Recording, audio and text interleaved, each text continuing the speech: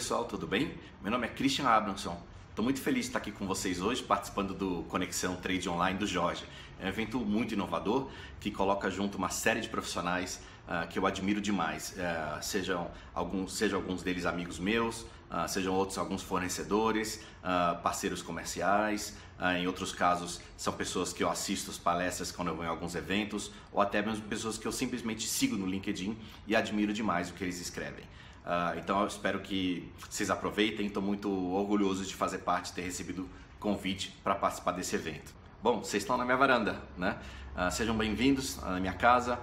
Minha varanda é onde eu trago os meus amigos, a família, onde eu converso, a gente fala besteira, a gente troca ideias. E aqui o objetivo é trocar ideias. Claro que hoje é uma comunicação, envio de mensagem de mão única, comunicação você precisa ter a ida e a vinda, né?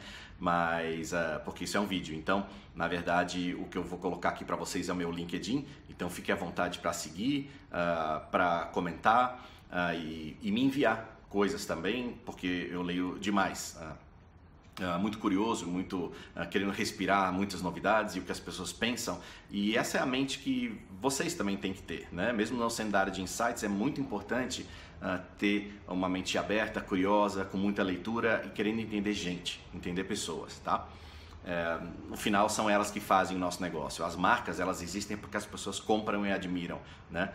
O varejo, ele só existe porque as pessoas entram lá e decidem comprar lá e de forma contínua comprar, e é por isso que ele existe. É por causa de gente, é por causa de pessoas. Então é importante conhecer pessoas.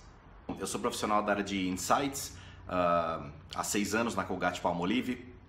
Meu cliente é a área de vendas, então, porque meu foco é varejo e shopper. Então eu faço todos os estudos, conexão de pontos e análises, pesquisas para varejo e shopper. Então eu conheço muito bem o que a maioria de vocês faz, porque eu entendo os seus desafios por servir pessoas como a área de trade marketing, gerenciamento por categoria, área de merchandising, área de vendas e, por que não, a área de marketing, também toda a operação comercial da companhia. Mas além disso, eu trabalhei durante 2 anos à frente do canal Pharma, em trade marketing, então também já tive no sapato da maioria de vocês, sabendo dos desafios, exibição, promoção, share, engajar clientes, como conquistar pessoas no ponto de venda. Então eu sei bem o que é, e hoje, estando em Insights, eu consigo entender melhor quais são os teus desafios e ajudar essa área a crescer. E além disso, trabalhei durante 16, 17 anos em marketing, empresas de alimentos, de higiene pessoal, de entretenimento, medicamentos. É uma experiência bastante ampla que eu espero que ajude muito, como eu disse, na conexão dos pontos, porque ao entender várias categorias, vários formatos de ambiente de varejo e vários desafios de negócio, fica um pouco mais fácil você entender onde as oportunidades estão. E hoje em Insights, justamente, eu tenho as ferramentas para chegar lá, e parte delas é o que eu vou compartilhar com vocês, de como chegar nas grandes oportunidades através de perguntas-chave, através da curiosidade e, por que não, de alguns estudos também.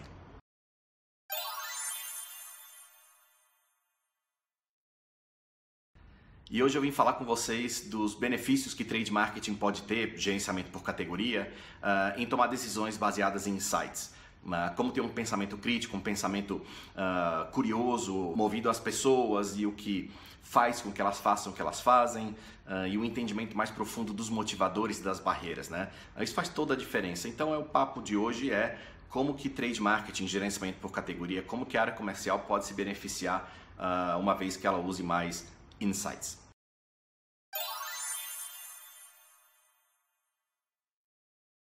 Eu vou começar falando com vocês de um caso que eu inventei, tá? Ele é um caso fictício, mas ele ilustra muito bem. Imagina que você seja um varejista, um dono de um supermercado, e você percebe então que você teve uma redução de 40% na venda dos produtos que estão no display checkout. Aquele display que está na fila do caixa, né? Ali do lado, ou na direita ou na esquerda, onde você obviamente espera vender produtos. E com base nisso, o que você pode fazer? Você vai rever o sortimento, vai baixar o preço dos produtos que estão ali, vai tomar uma série de atitudes querendo vender mais e ser mais atrativo para as pessoas que estão ali. Mas na verdade, isso não é um insight, foi uma observação, é um fato, é um dado que você tem, né? E para você chegar mais próximo do insight, da verdade profunda, intrínseca, ao motivo das pessoas fazerem ou não fazerem o que elas fazem, ou o que elas não fazem, né? é muito importante então você seguir fazendo as perguntas de porquê. E a pergunta é, por que as pessoas não estão comprando no display checkout como elas compravam antes, nesse meu exemplo que eu estou dando? E eis que você descobre que o grande vilão é o telefone celular. Mas isso é um insight? Não. Isso é um dado. É uma observação. É um fato. Pode fazer adesivo de chão, porque a pessoa está ali no telefone dela olhando para baixo, vai ser talvez difícil ela, em vez de olhar para baixo, ela olhar para o lado. Mas o que provavelmente você pode fazer? Quando ela olha para baixo, ela lá no fundo enxerga um adesivo de chão. E tem aqui um exemplo muito interessante da Pepsi, que eles colocam uma promoção no chão. E tem também um outro exemplo de um medicamento que fez um adesivo muito curioso, que com certeza ele é disruptivo e ele faz as pessoas se fixarem a ele e elas vão definitivamente olhar para a gôndola. Podem não comprar, mas elas vão olhar, vão tirar o olho do celular, né? As pessoas na fila estão olhando o telefone celular, elas estão lá navegando no Facebook, no Instagram, no WhatsApp. Elas estão fazendo coisas que não são mais envolvidas com o processo de compra. Elas já saíram dali, né? E você pode então tomar algumas decisões com base nisso. Por exemplo, ter uma solução de beacon, que é uma tecnologia que envia mensagem de um ponto da loja para a tela do celular das pessoas com base no acesso de Bluetooth. A questão é que tudo isso está baseado em observações, né? As pessoas reduziram a compra no display checkout, elas estão olhando no telefone celular, mas por que elas estão olhando no telefone celular? Você vai dizer, cara, é porque elas estão olhando no Facebook, é porque elas estão no WhatsApp. Na verdade, não. Se você for mais a fundo, você pode descobrir que, na verdade, o momento de espera na fila é o momento delas. É quando elas dizem, eu tenho 5 minutos só para mim, eu vou ver o que meus amigos estão fazendo, eu vou fofocar, eu vou mandar uma mensagem de amor para quem eu gosto, eu vou saber o que a celebridade que eu sigo está fazendo. É o momento que a pessoa tira para ela. Então aquilo é um momento de escapismo. Ela já não está mais com a mente no processo de compra, nem no supermercado, ela está só fisicamente ali, quando a gente fala com um corpinho ali só. Mas ela já não está mais pensando naquilo, e ela está pensando em coisas boas, ela está em outra vibe. E isso te dá uma abertura para uma série de atividades que vocês podem fazer e criar para ativar essa questão de que a pessoa está no momento dela, um momento de prazer. Então, na verdade, esse é um momento de grande revelação, onde você consegue descobrir os reais motivadores das pessoas. Você consegue cruzar o que a gente chama de in, que é o que está dentro da pessoa, que é o que move a pessoa a fazer o que ela faz, né? Que está muito enraizado em medos, em angústias, em preocupações, em busca pela felicidade, pelo reconhecimento, o que está dentro dela, né? E você cruza com o que a gente chama de sight, que é o que você vê, é o que você percebe, é o que você calcula, você conta a redução da venda do checkout. A pessoa está olhando para o celular. Isso é um site. 70% das pessoas olham para o celular. Estou dando um número qualquer, tá? Só para exemplificar. Isso é um site. Então você, dessa forma, tem o insight. Você tem o que você observa e o que faz aquilo ser observado, porque existe um motivador dentro das pessoas para fazer aquilo que elas estão fazendo. Você, nessa busca, vai encontrar não só os motivadores, mas as barreiras também. As barreiras são basicamente as razões das pessoas não fazerem o que você gostaria que elas fizessem, né? Por que elas não fazem certa coisa? É uma barreira, né? Isso também está muito ligado com medos, com angústias, com expectativas, com sonhos e desilusões. E uma série de fatores que fazem com que ela construa uma barreira dentro de si para fazer uma coisa que para você seria ideal que ela fizesse. Mas ela tem uma barreira, então é importante identificar a barreira. E o grande barato quando você encontra um insight revelador forte é que o caminho já está feito.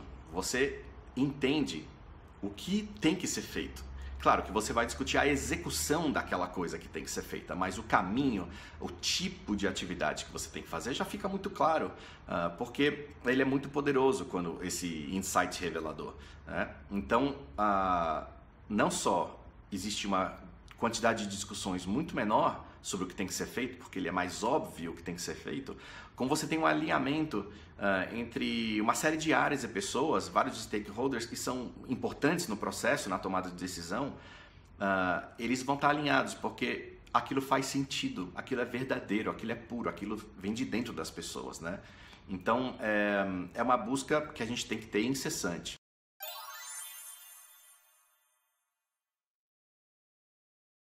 E agora que a gente cobriu o que é um insight, o que é uma observação, a diferença entre eles, dá alguns exemplos, outros, né, de como um insight pode beneficiar o seu dia a dia, a sua tomada de decisão. Por exemplo, tudo relacionado a preço e promoção, né?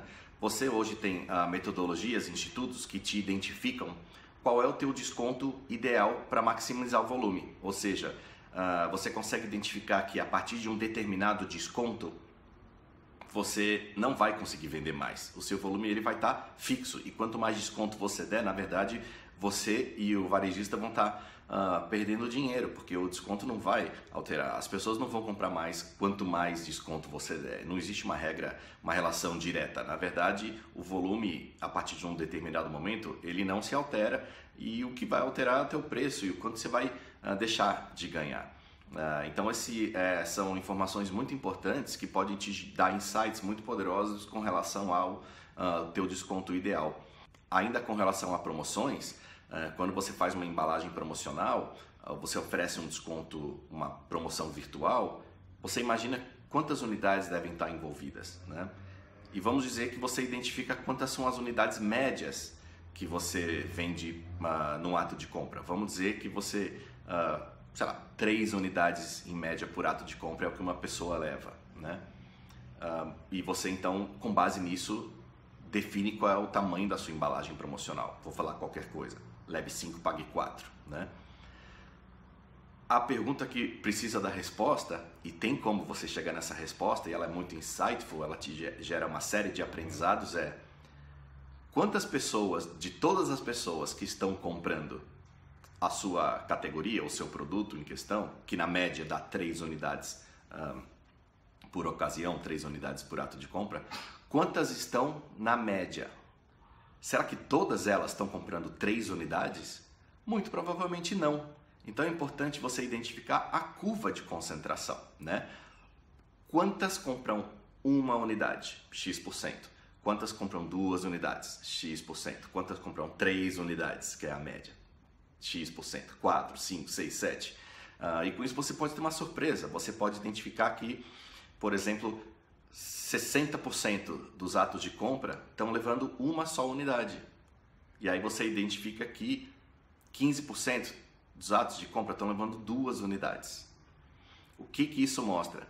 Que 60 mais 15, 75% dos atos de compra estão levando no máximo 2 unidades, ou seja, estão levando um volume abaixo da média. Aí você fala, poxa, mas como que a média está acima? Porque você tem aí uns 5% ou uns outros 10% dos atos de compra que estão envolvendo, por exemplo, 10 unidades naqueles atos de compra. Porque você tem um grupo pequeno de pessoas que quando vão comprar, naqueles atos de compra que elas estão comprando o seu produto, sua categoria, elas levam muito, por alguma razão. Então elas distorcem a média para cima.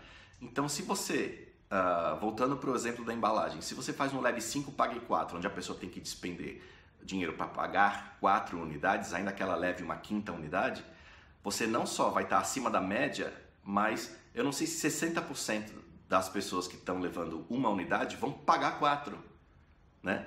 Então é muito importante você identificar como que estão distribuídos por ato de compra as suas unidades e não só trabalhe com médias. O Insight também pode te ajudar a identificar a questão da distribuição. Onde que meu produto tem que estar? Uma vez definido qual é o teu target, o teu comprador padrão ou qual seria o seu consumidor típico, né?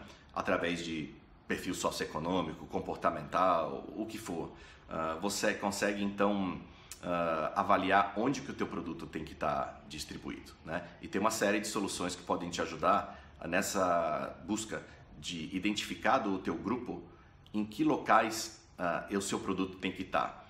Por exemplo, na rota deles do dia a dia, existem soluções que envolvem o acompanhamento de por onde o telefone celular das pessoas está, por onde elas passam, por quais varejistas elas passam no caminho delas durante o dia, ou até mesmo quais varejistas o teu público-alvo mais está visitando. E aí é onde você tem que ter o seu produto. Mas também falando de distribuição, você identificando onde você tem que estar, em que região você tem que estar, até em que loja você tem que estar, é importante você também saber como chegar lá. Então você tem estudos e soluções que te indicam como construir o seu go-to-market. Com aquele varejo que é o teu varejo-alvo, porque é ali que a pessoa para quem você quer vender compra, de quem ele compra. Será que ele vai comprar direto de você? E se ele não comprar direto de você, porque o Brasil é gigantesco, tem mais de 500 mil de pontos de venda de varejo alimentar, sendo a maioria deles indiretos, de quem eles compram? Será que eles compram de um atacadista? Será que eles compram de um distribuidor? Será que eles compram de um cash and carry? E será que ao comprar de um cash and carry ele compra na loja, ou ele compra com o vendedor, ou online, ou no telefone? Então você tem hoje soluções que te ajudam a identificar qual o seu melhor go-to-market, para você gerar então a distribuição ideal do seu produto. O Insights também pode te ajudar na questão da visibilidade, né? Onde eu tenho que estar com o meu produto?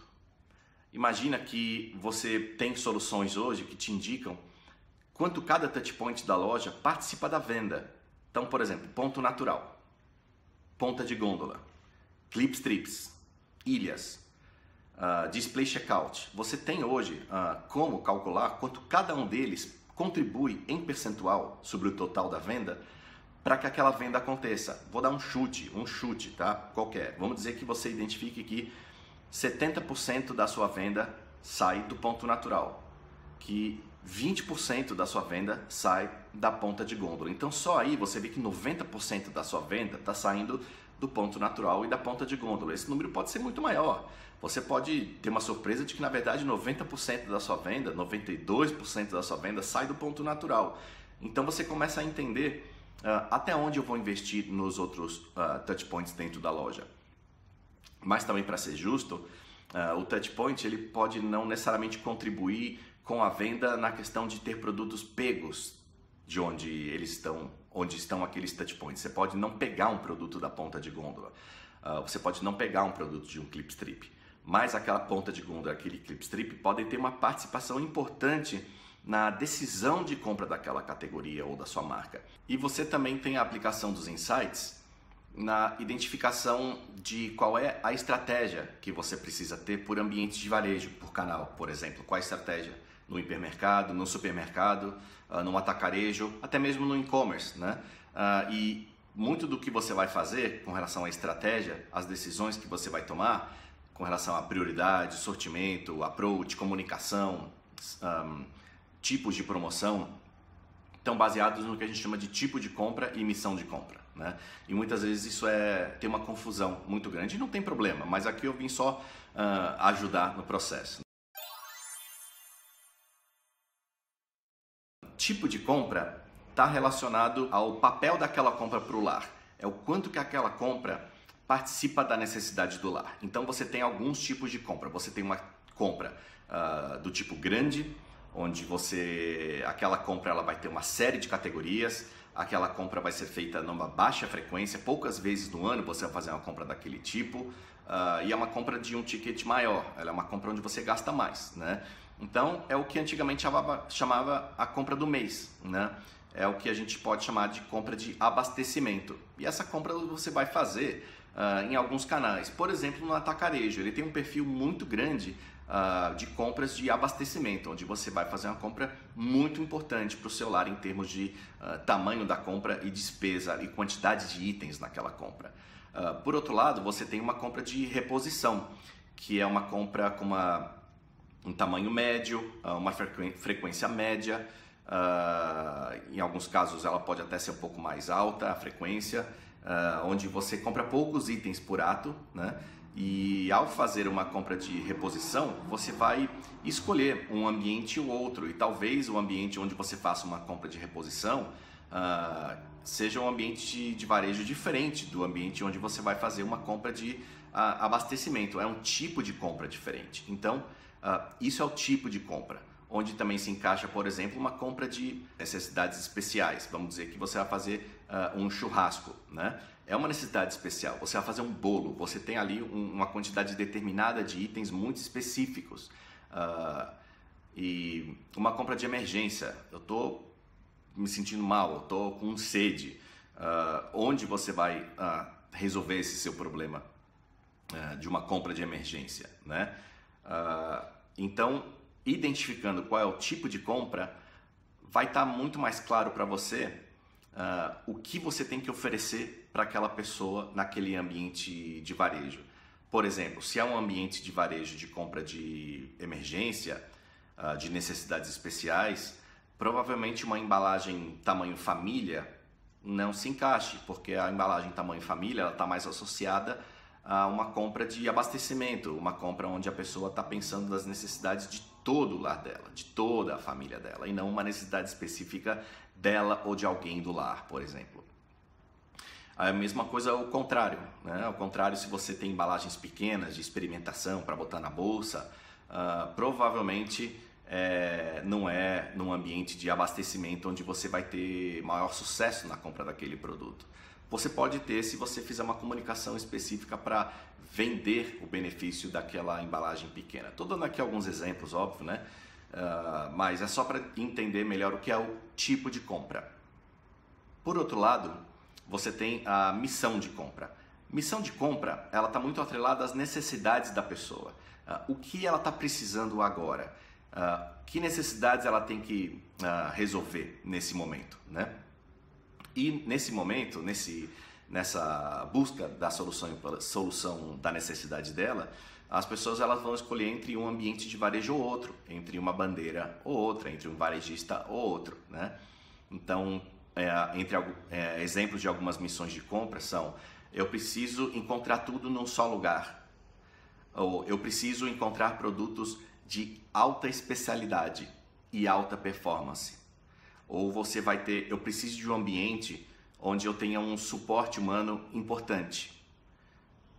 Porque ali você tem pessoas com quem você relaciona, você vai precisar de ajuda. Ou um ambiente onde hoje eu vou lá para economizar. Eu vou comprar muito, mas eu quero economizar. Eu quero encontrar produtos para específicas pessoas da minha família.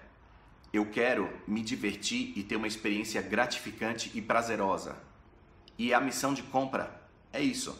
São necessidades que as pessoas têm, que elas respondem a essas necessidades, identificando qual varejista ou qual bandeira, ou até mesmo qual ambiente de varejo elas vão comprar. E essa é a diferença entre tipo de compra e missão de compra.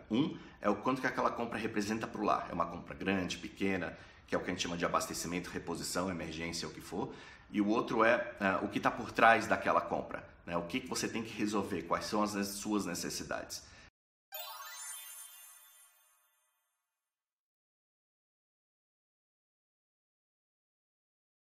Mas você pode dizer: cara, eu não tenho uma área de pesquisa na minha empresa, eu não tenho área de insights, eu não tenho CMI na minha empresa. E sabe do que? Eu também não tenho nem verba para fazer pesquisa, né? O que eu faço? Bom, tem uma série de coisas que você pode fazer. A primeira está dentro de você, né? É ter uma mente curiosa, fazer muitas perguntas de porquê. É não aceitar o status quo. É questionar a sua decisão. É você avaliar: será que isso faz sentido? É o que eu sempre fiz, mas faz sentido para a necessidade que eu tenho agora? Eu já fiz antes e cheguei em determinado resultado, mas o meu desafio agora, para o qual eu vou fazer uma coisa parecida, ele é similar ou ele é diferente? E se ele for diferente, eu vou fazer a mesma coisa que eu fiz antes? Será que eu vou chegar no resultado que eu tive antes? Provavelmente não. Então, ter uma mente muito curiosa e fazer muitas perguntas, né? Como digo, as crianças elas são geniais nesse sentido, porque elas fazem muita pergunta, muito porquê. E quanto mais porquê você fizer, e eu não venho aqui com regrinha de 5 porquês, 7 porquês, não importa o número de porquês, tá? Vamos ser bem, não importa. Você consegue chegar mais próximo da verdade. A verdade está muito dentro das pessoas, né? Outra coisa é muita leitura, leia muito. Tem muitos institutos com relatórios disponíveis na internet. Faz uma busca no Google, no LinkedIn, você pode seguir muita gente, muito instituto, muito interessante do mundo inteiro, que oferecem não só ponto de vista, mas também relatórios gratuitos para você construir conhecimento e oportunidades, tendências, né, para melhor responder aos seus próprios desafios. tem 3 perguntas que acho que são fundamentais para o meu dia a dia no trabalho como profissional de insights, que eu coloco isso nos meus briefings, no meu pensamento, no meu dia a dia, quando eu converso com meus clientes internos. São 3 perguntas. A primeira delas é tentar entender por que as pessoas fazem o que fazem. Porque sim, né? Por que elas compram em atacarejo? Por que elas compram um produto de baixa performance? Por que elas compram a marca X? Porque sim. Por que elas fazem o que elas fazem? Porque quando você pergunta o óbvio, não necessariamente a resposta é óbvia, né? Porque você, dentro do que você considera que seja uma resposta óbvia, tem uma série de preconceitos, uma série de assumptions, uma série de coisas que você está considerando como verdadeiras que não necessariamente são verdade naquele momento para aquele grupo de pessoas, né? Então, porque sim, é a primeira. A segunda é porque não. Por que as pessoas não fazem o que eu gostaria que elas fizessem? Por que elas não estão comprando mais em hipermercado como comprava antes? Por que elas não compram uma marca premium que eu tenho de alta performance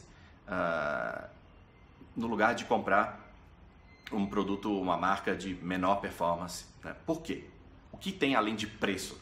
Por que não? Por que elas não fazem o que eu gostaria que elas fizessem? Essa é a segunda. E a terceira é: o que eu tenho que fazer para que as pessoas façam o que eu quero que elas façam?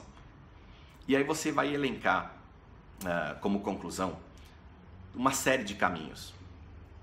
E é importante ter isso na sua curiosidade e externalizar essa pergunta para ouvir isso, seja do cliente, seja da equipe de promotores no ponto de vendas, seja das pessoas que estão comprando no ponto de vendas, seja para o teu atendimento consumidor.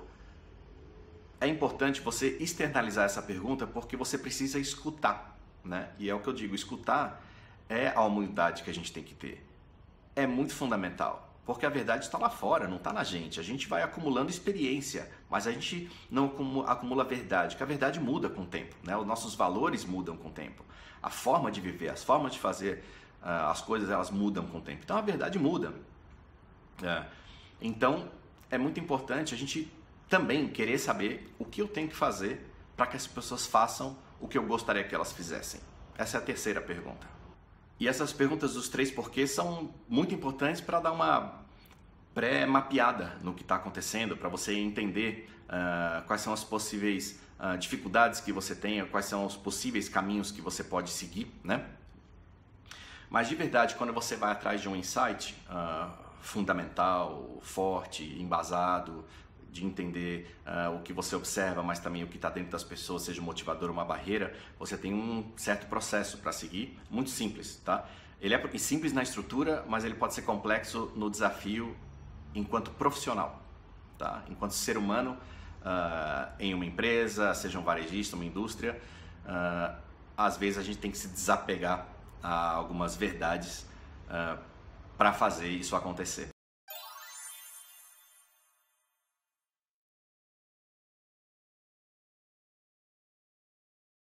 O desafio de negócio não é ganhar share. O desafio de negócio não é lançar um produto. Não é aumentar o share of shelf. Isso não é, isso é uma meta. Esses exemplos são objetivos. Ganhar share, lançar produto, ganhar share of shelf, ganhar visibilidade. Coisas que tem que acontecer, né? Você traçou isso em um dado momento, você tem que entregar isso, né? A grande questão é: por que isso não está acontecendo hoje? Por que você não tem o share que você está dizendo que tem que ter? Por que você não tem o share of shelf ou o share de gôndola que você diz que quer ter? Por quê? Né?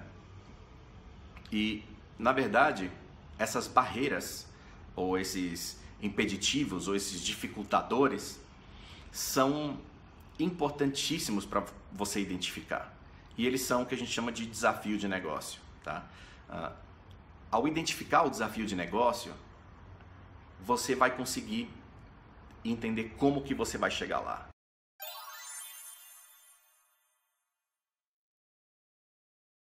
Então vamos colocar aqui 3 exemplos de desafios de negócios versus meta, versus objetivo, né? Vamos dar um exemplo, por exemplo, que eu anotei aqui. A tua meta é conquistar uma maior participação de mercados num canal, vamos dizer farmácias. Você tem que aumentar a tua participação de mercado em farmácias, né? Ok, esse não é teu desafio de negócios, apesar de que isso pode ser desafiante, não é o desafio de negócios, ou em inglês o que a gente chama de business challenge. Na verdade, essa é uma meta, é o objetivo, é o que você tem que fazer, porque assim foi acordado, né? O teu desafio de negócio é o que te impede de chegar lá, é o que te impede de superar uma meta, né? E quando você faz então a análise dos dados, seja de CRM, seja dados de painel de lares, o dado que for, vamos dizer que você chega a uma conclusão. Para a sua marca, naquele lugar, farmácias, as pessoas levam menos unidades por ato de compra. E em outros ambientes de varejo, como, sei lá, supermercados, hipermercados, vizinhança, as pessoas estão levando mais unidades por ato de compra da sua marca. Mas o curioso é que elas levam dos concorrentes, em média, a mesma quantidade por ato de compra em farmácias e outros ambientes de varejo. É você que tem menos unidades sendo levadas para cada momento de compra em farmácias. Então, o que você tem que fazer é aumentar as unidades por ato de compra em farmácias da sua marca para ganhar share. Porque sem essa informação, o que você poderia fazer? Querer ganhar mais share de gôndola? Talvez não seja isso. Fazer uma promoção. Tá, a embalagem promocional, dependendo de como ela for feita, ela pode elevar o número de unidades por ato de compra, mas não necessariamente, né? Você pode não pensar em uma promoção em uma atividade de comunicação no ponto de venda. E você pode, de repente, se deparar com a surpresa de que uma campanha de compre para você e sua família, ou faça a compra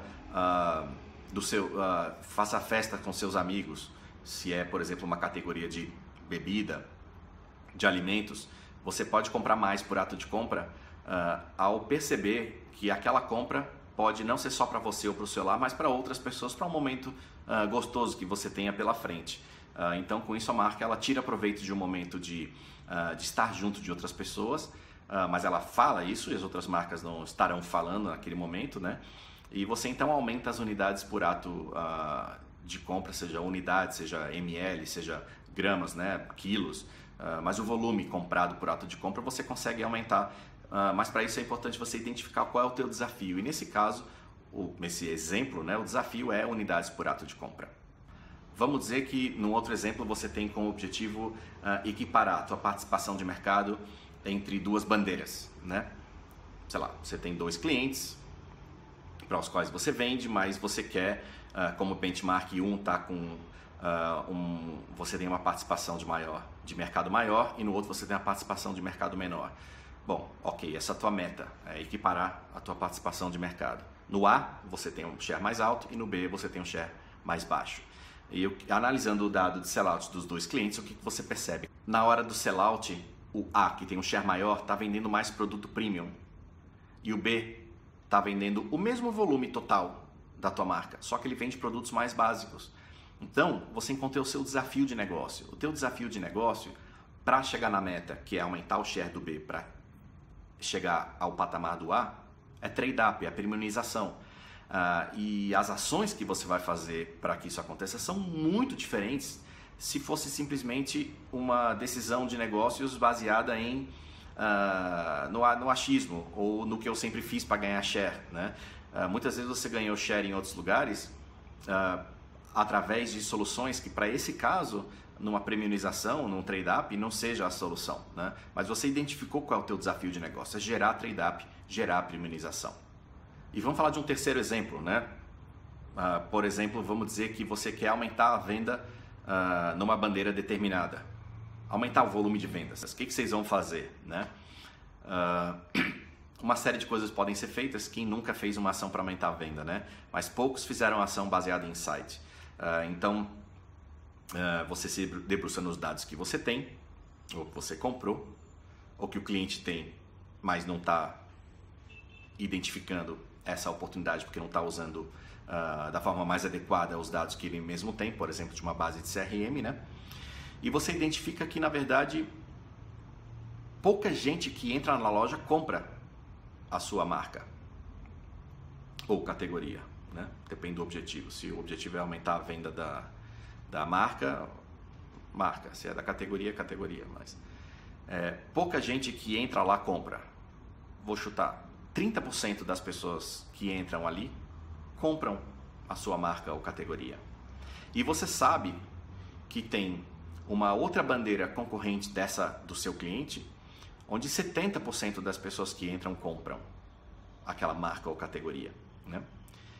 Então você encontrou o desafio de negócio. O desafio de negócio se chama conversão. Você tem que fazer com que mais pessoas que entrem ali comprem a sua marca. Não é que os poucos que compram paguem mais caro, ou poucos que compram levem mais unidades por ato de compra, que aumenta o volume dessas pessoas. Você poderia fazer isso, né? E poderá, quem sabe, fazer e ter sucesso. Mas o grande desafio que se tem aqui, numericamente falando, se você tem uma conversão de 30% e existe uma outra bandeira similar com 70%, você tem que rever tudo que te permita aumentar a conversão, né? As soluções são muitas, mas com certeza você criando essas soluções com base no insight, que ele é claro na entrega de qual é o desafio de negócios, você vai ter muito mais sucesso.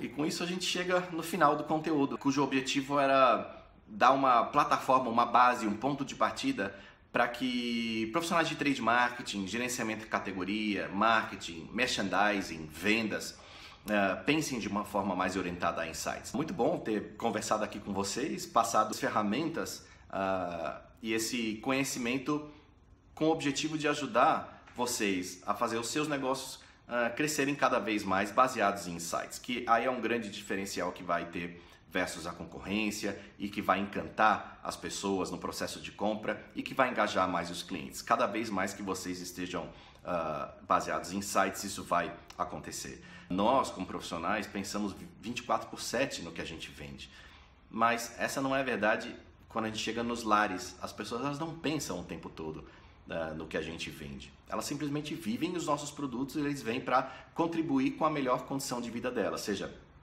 na parte de higiene e beleza, seja na parte de alimentos, seja na parte de vestuário, na parte de lazer, na parte de transporte, comunicação. São momentos da vida das pessoas que a gente está ali para ajudar e transformar a vida delas numa coisa melhor, né? E elas, ao usar os nossos produtos ou serviços, é que vão definir o que eles são, né? Através da percepção do uso e do feedback delas e do que elas ouvem de outras pessoas. E a gente tem que estar muito aberto a ouvir e com base nisso agir. Muito obrigado.